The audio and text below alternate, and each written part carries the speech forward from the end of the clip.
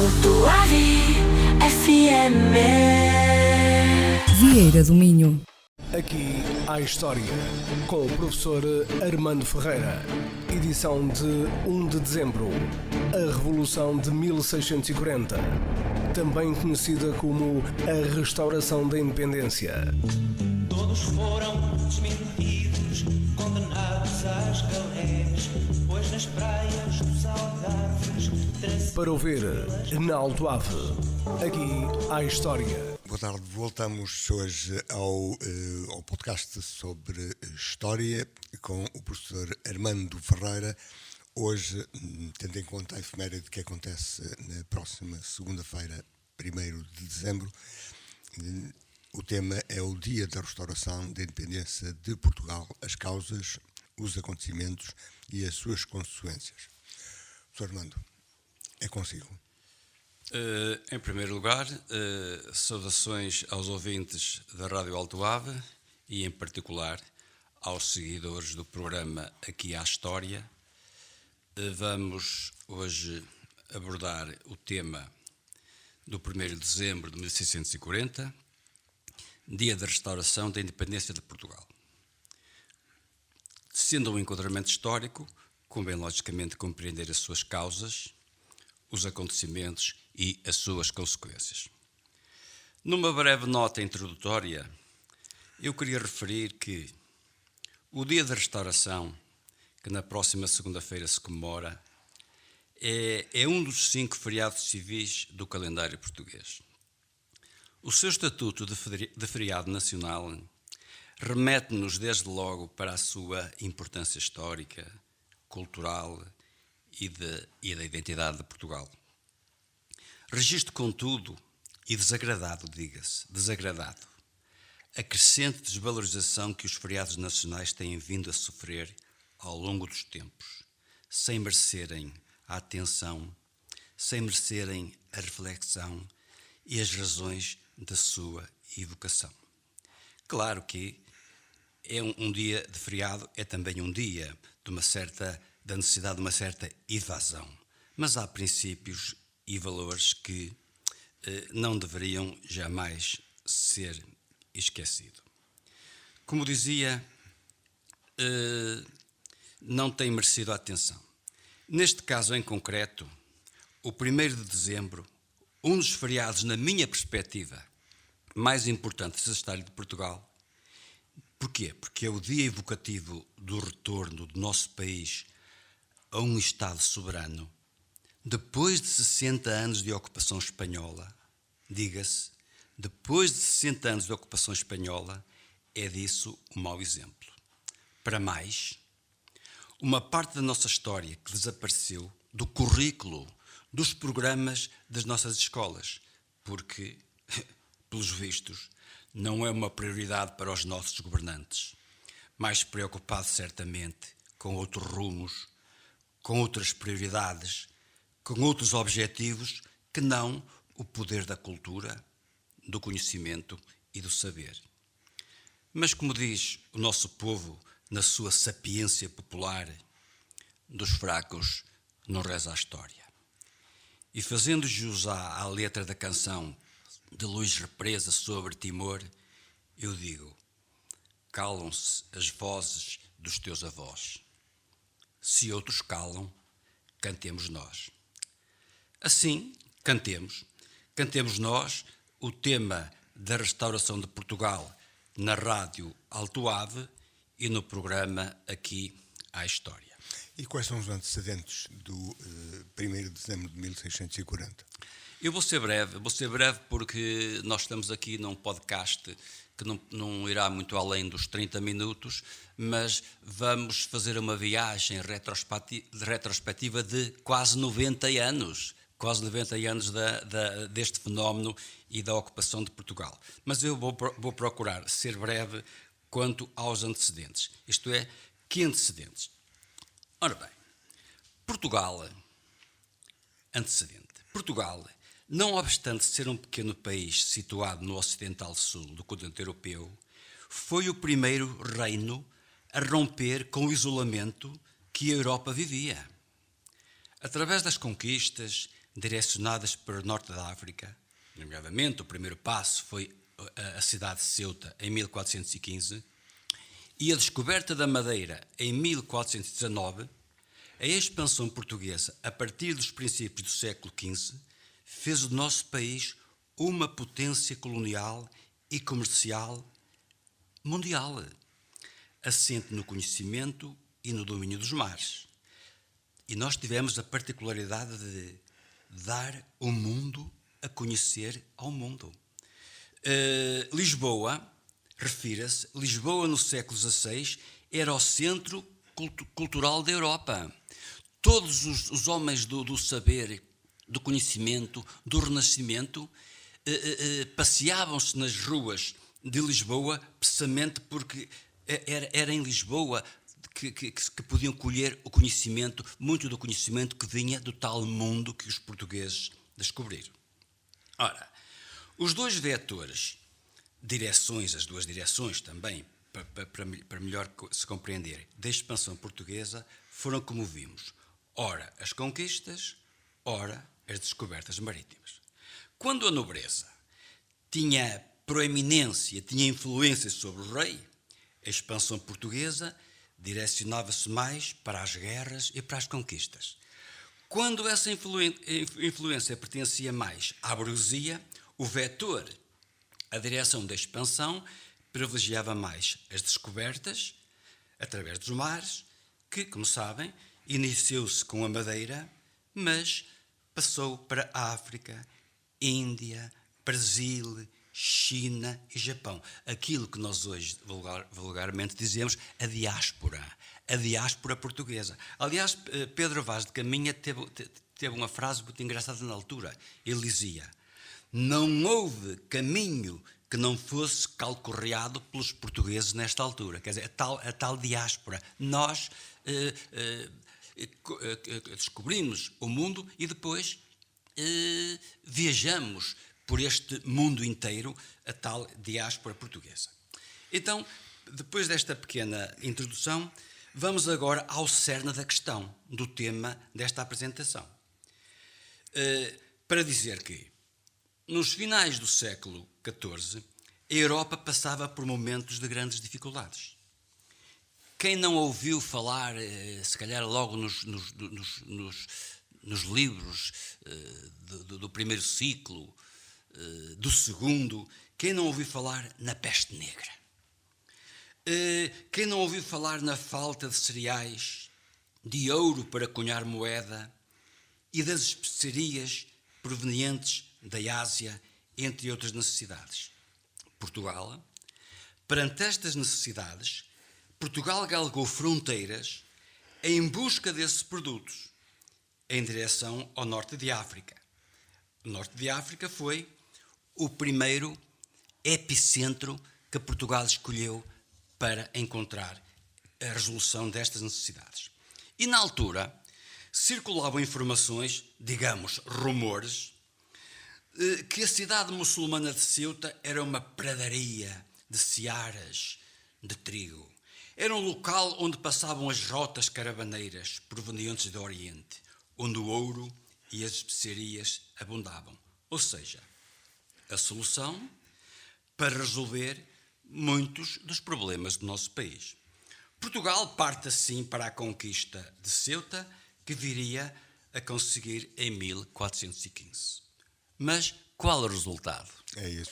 O resultado é que nem searas douradas, nem rotas caravaneiras, nem ouro. Apenas o quê? Ceuta foi um palco de guerras.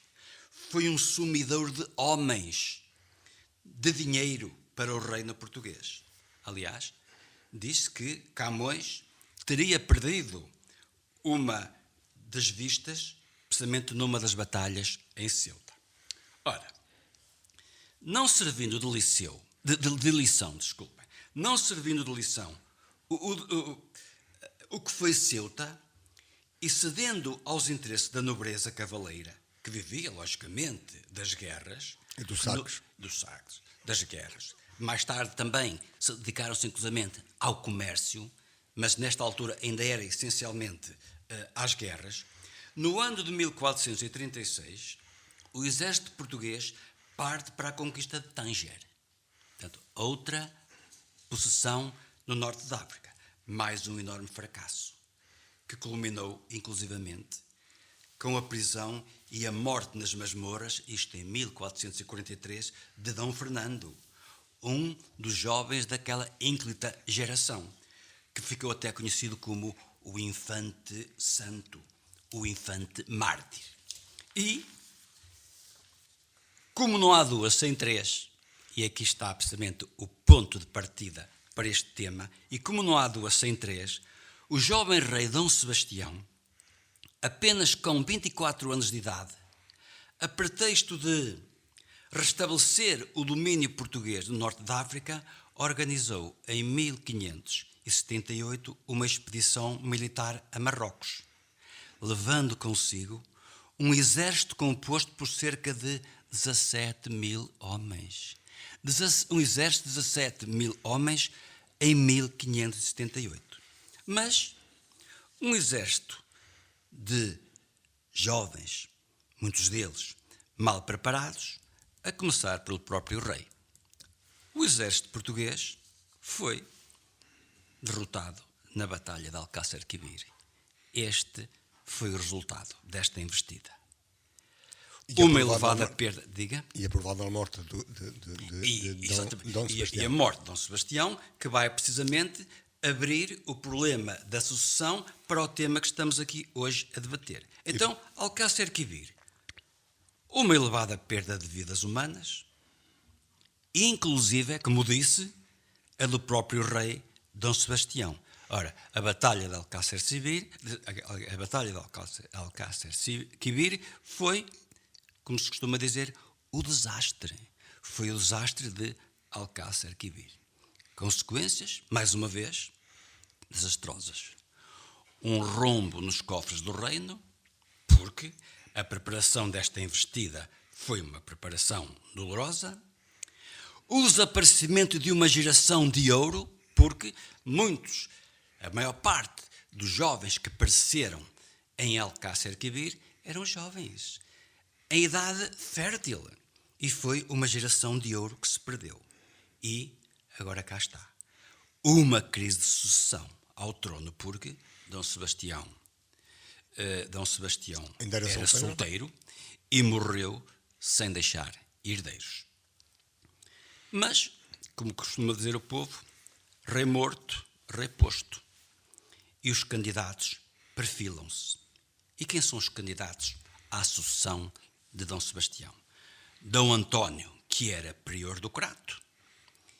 Filipe II de Espanha, que eram netos de Dom Manuel I. Daí eles terem direito à sucessão. E também a Dona Catarina, duquesa de Bragança.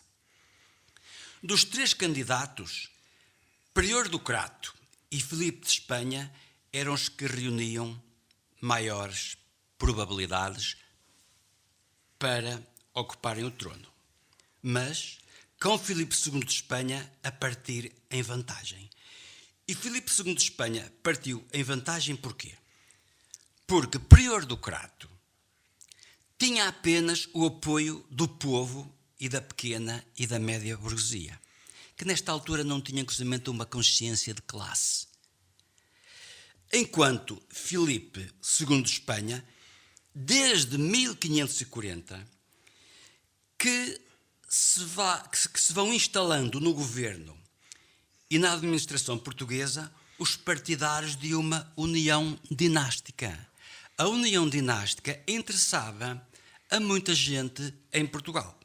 Ora, o rei espanhol, inclusivamente, assegurou previamente o apoio das principais forças sociais de Portugal. Desde o clero, a própria referência da Companhia de Jesus, dos jesuítas, o padre António Vieira, era um apoiante desta união dinástica. A nobreza e a alta burguesia. Estão a ver? As classes, os grupos sociais possidentes estavam com esta união dinástica, o que significa que estavam com Filipe II de Espanha. Patriotas ao povo. Sim. Ora, compreende-se em parte. Filipe de Espanha, um rei poderoso, dono de um vasto império que na altura até se dizia: o sol nunca se punha no império de Filipe II. Num país onde o sol se pusesse, ele tinha logo outro país, outra posição onde o sol estava a nascer. Explica-se em parte a posição e o apoio destes grupos sociais a uma união dinástica.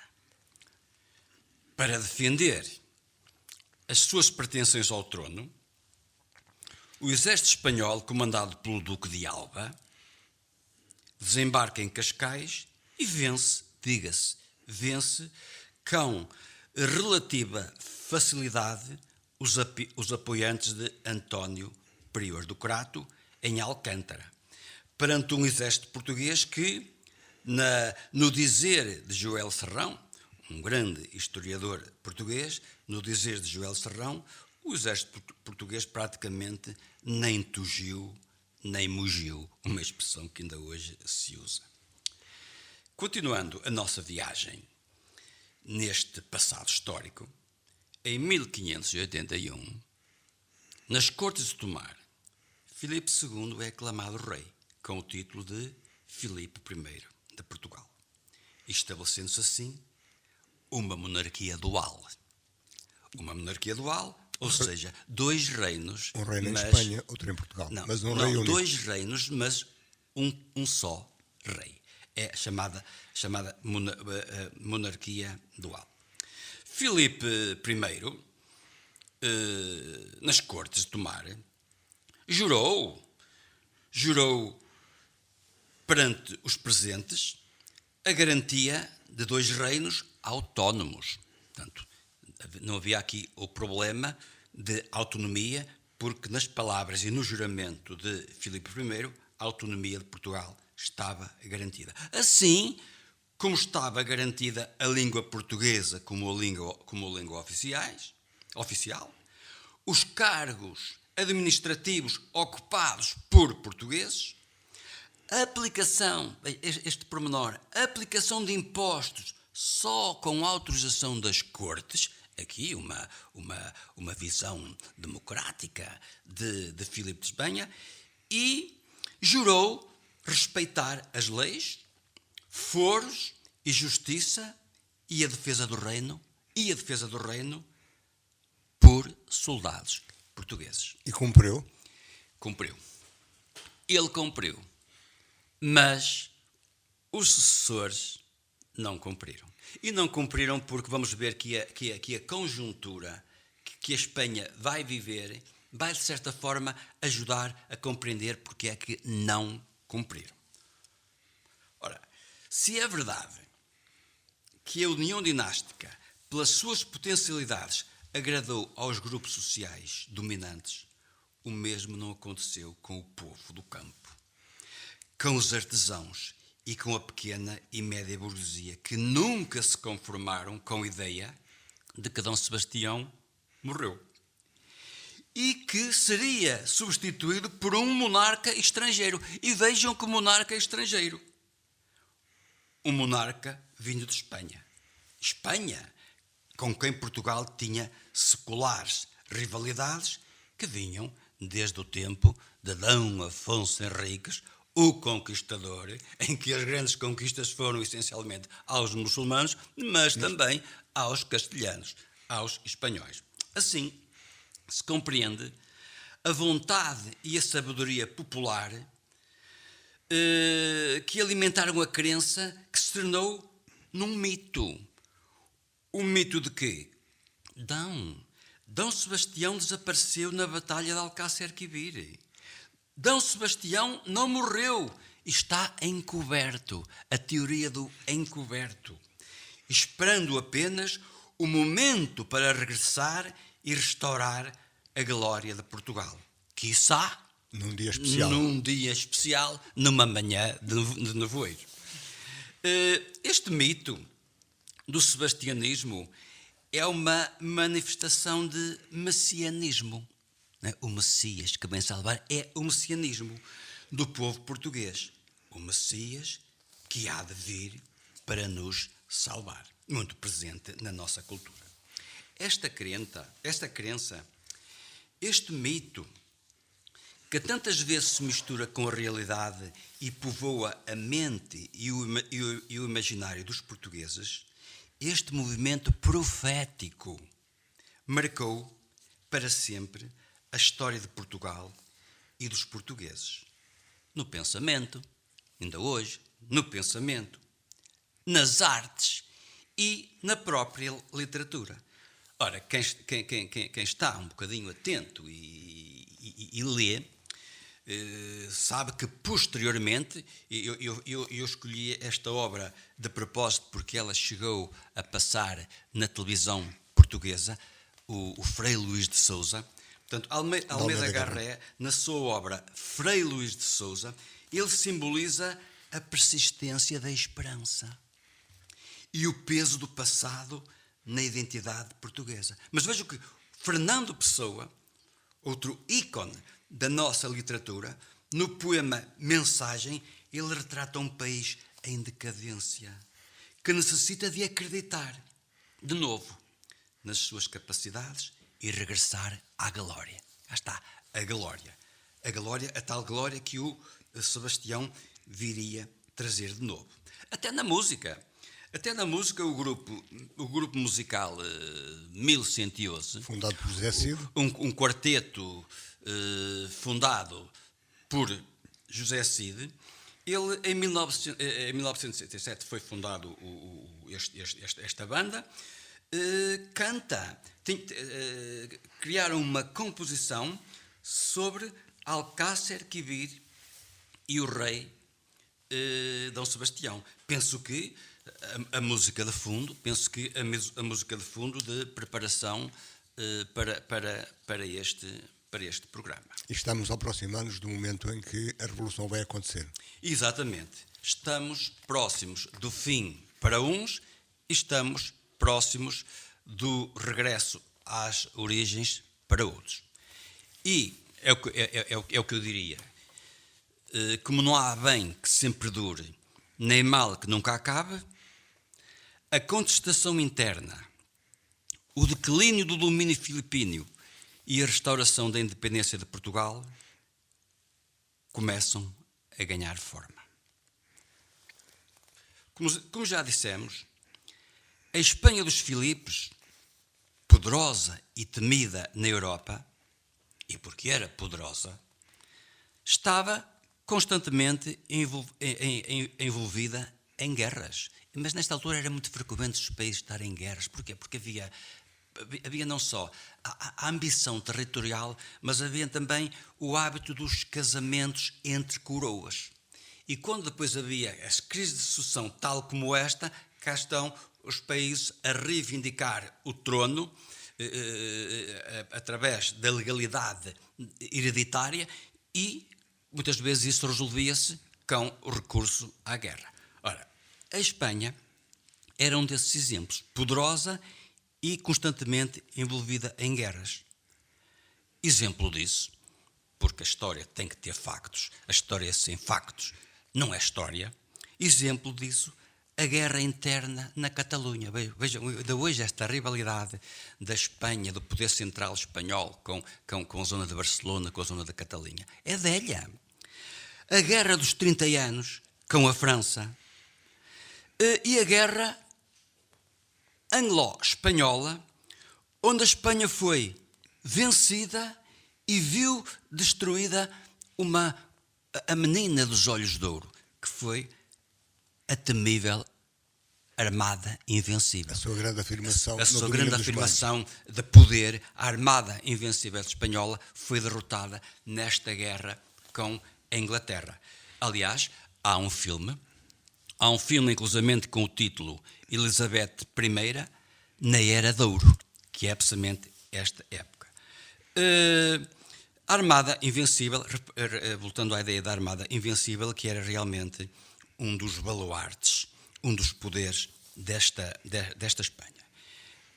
outro problema para os espanhóis, em 1581, as Províncias Unidas, muito tempo conhecida como Holanda, que era uma colónia espanhola, lutaram e conseguiram a sua independência. Digamos que, a partir de 1620, a Espanha passa por um período de crise e dificuldades internas e externas que, direta ou indiretamente, se vão refletir em Portugal, se vão refletir nesta união dinástica.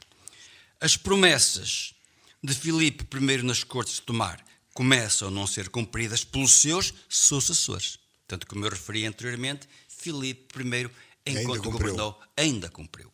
Mas agora não.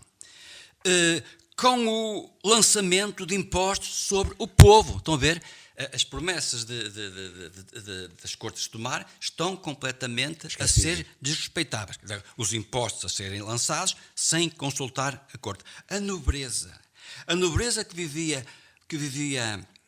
via na União Dinástica a oportunidade para recuperar tudo o que perdera na Batalha de Alcácer Quibir, muitas famílias nobres, muitas casas nobres ficaram na ruína, ficaram na miséria, porque apostaram tudo em Quibir, em Alcácer Quibir, e perderam.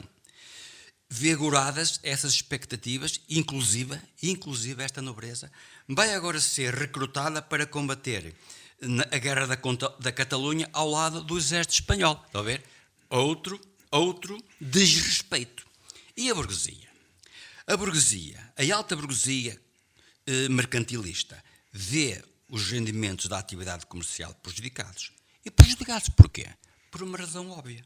E que aconteceu inclusivamente durante a República e durante a Primeira Guerra Mundial.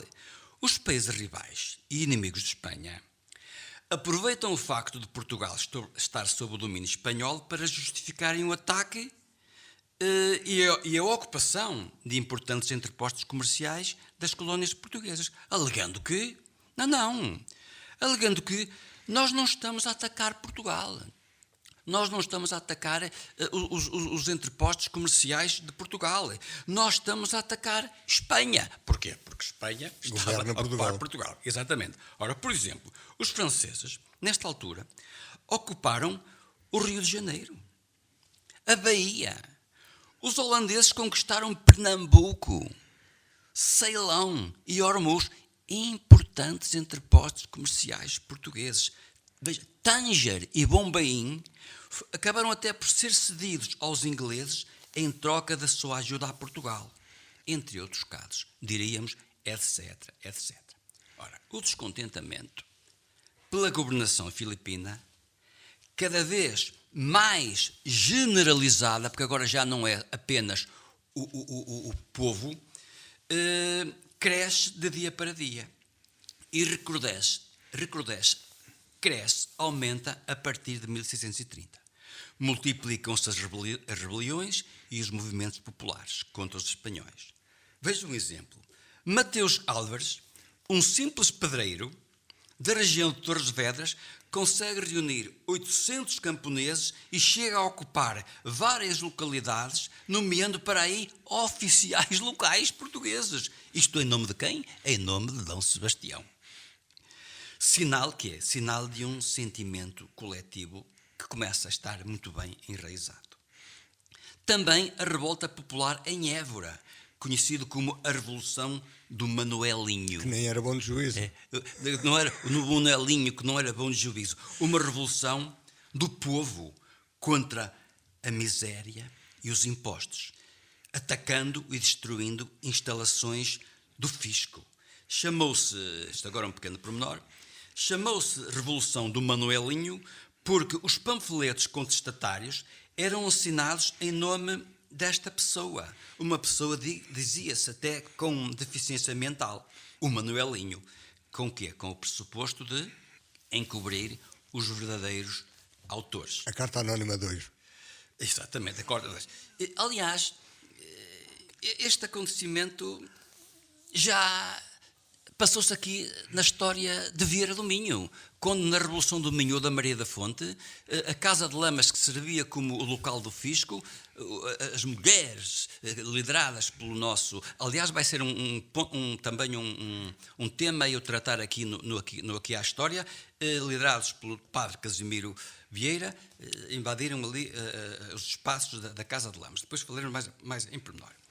Ora, o fim do domínio filipino é irreversível e, no dia 1 de dezembro de 640, um grupo de 40 conjurados, liderados e impulsionados por D. Antão de Almada, conde de Avranches, e mais 39 pelo menos, e vejam que estava também como conjurado Rodrigo da Cunha, arcebispo de Lisboa. Estão a ver? Agora já não é o povo apenas. Digamos que o povo alimentou o desejo da independência e agora os que não alimentaram estão agora a contribuir para que ela aconteça.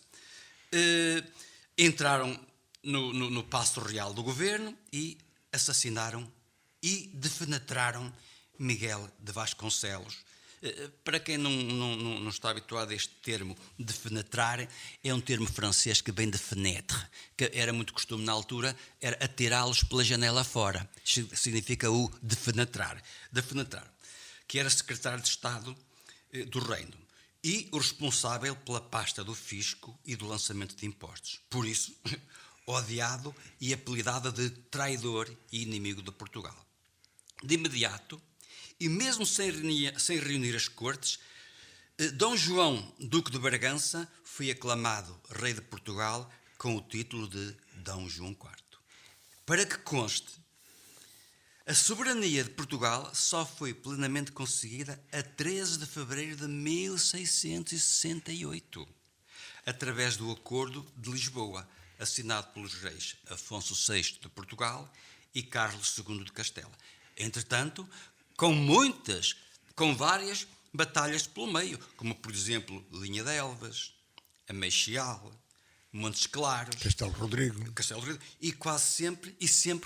e sempre com o auxílio de franceses e ingleses, que, como se compreende, levaram de Portugal uma considerável maquia. É daí que vêm os amigos da onça. Os amigos da onça também os ingleses, que os ingleses não dão nada, que não tenham nada em troca. Em suma, e para concluir, e para não ser muito fastidioso, uma decisão de expansão e uma guerra mal sucedida que custou cerca de 90 anos de subordinação de Portugal por um país estrangeiro.